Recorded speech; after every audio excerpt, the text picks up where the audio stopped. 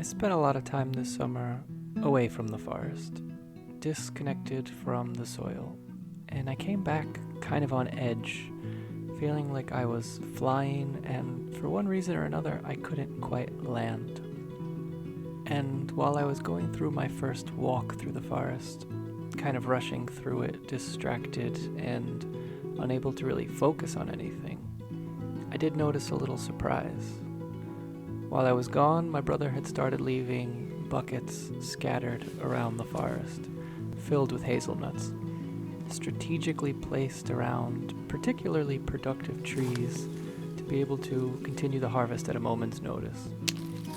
And that struck me as such a cool thing, because even though I'd noticed the carpets of food around the forest during the walk, their size and scope kind of eluded me, and what they really meant didn't click. It only hit me later in the day, thinking about those buckets, that once again, after a decade of waiting, old plans have begun to fruit. The hazels have made what is easily their most impressive harvest to date, growing 10 times as many hazels as their previous best year. And it struck me as kind of silly looking at all these hazels. Like, how often do you just find free food scattered on the ground?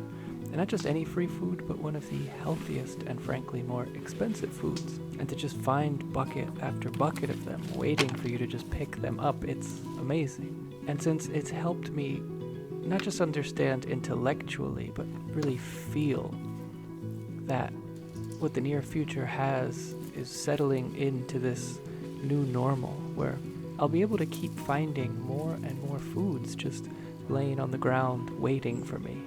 So this video is going to be kind of a love letter to hazelnut, where I'll touch on hazelnut's potential and a bit about what hazelnuts have taught me. And I'll start by talking a bit about the basics of hazelnut.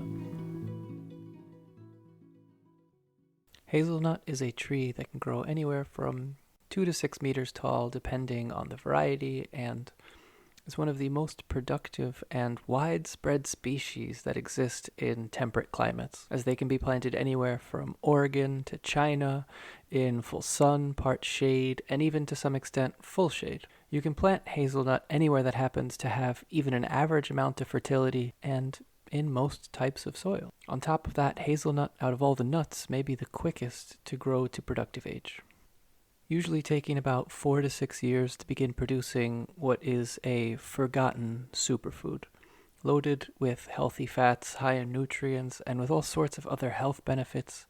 It makes sense to me that it's thought that hazelnut was an important part of early human spread through Europe, where after the last ice age, hazelnut was one of the main species that people brought along with them as they traveled farther and farther north as glaciers retreated, because hazelnut just kept producing.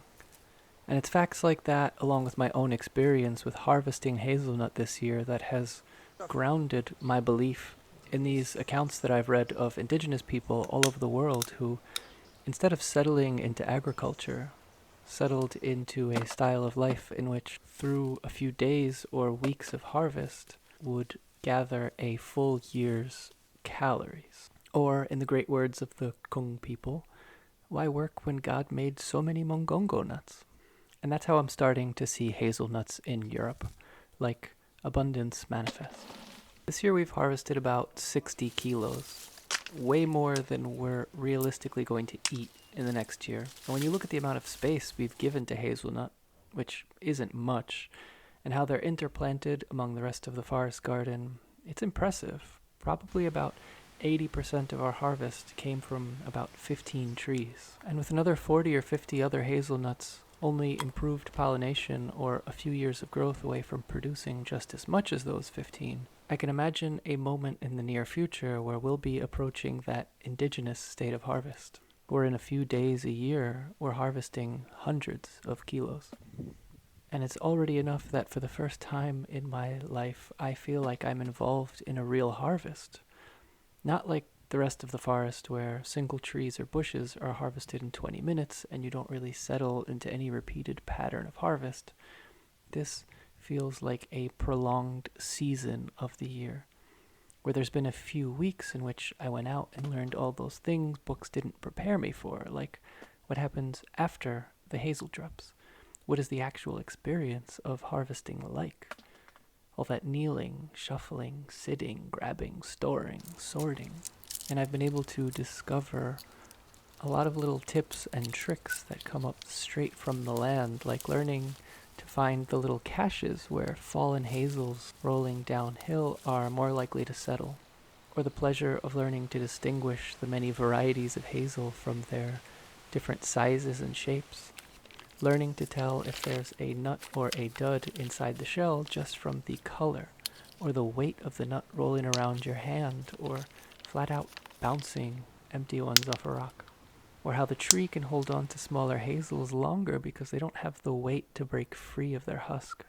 I learned how important it is to shake a tree before you harvest, and I also learned how insignificant it is to shake a tree before you harvest because there is always more hazel still left on the tree. You can harvest everything you think a tree has to give, and then you come back the next day and find that the wind has knocked down another flush, and then you come back to every tree a half dozen times before the season's done.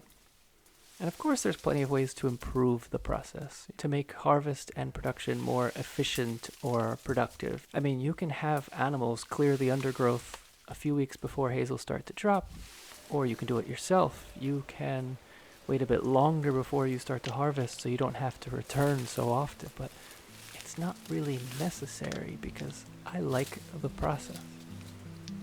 Like I mentioned earlier, I started my time back here in the forest kind of flying, dissociating from all sorts of stuff, and the harvest has been a really nice excuse to settle into myself again.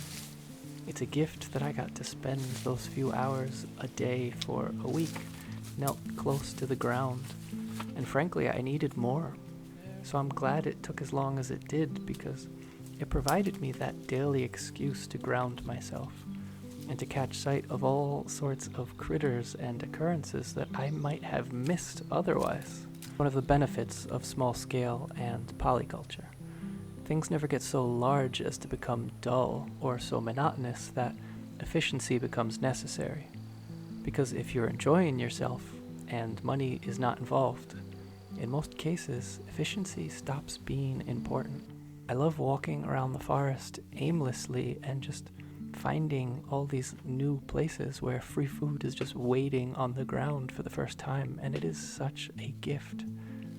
Because yes, we planted them, cared for them for years, fed the soil, and pruned them into productive shape, but for some reason, those all feel disconnected from the hazels here on the ground. Like, those are all the things I did, but I did them for fun. And this flush here of hazels is only here because nature is abundant and loves to be abundant. And all that's happened here is that so long as I go out and pick them, I've been blessed with a lifetime supply of hazelnuts. Honestly, I wish it took longer to harvest them, and the only reason I keep going back to the same trees isn't to make sure that I get everything, but because this harvest has been an essential ingredient in grounding myself back into a healthy lifestyle. Which is why I'm still going out every day despite increasingly smaller harvests. Because I know I'm going to be sad when it's done, and I'm not yet ready to start looking forward to next year when I can do it all again.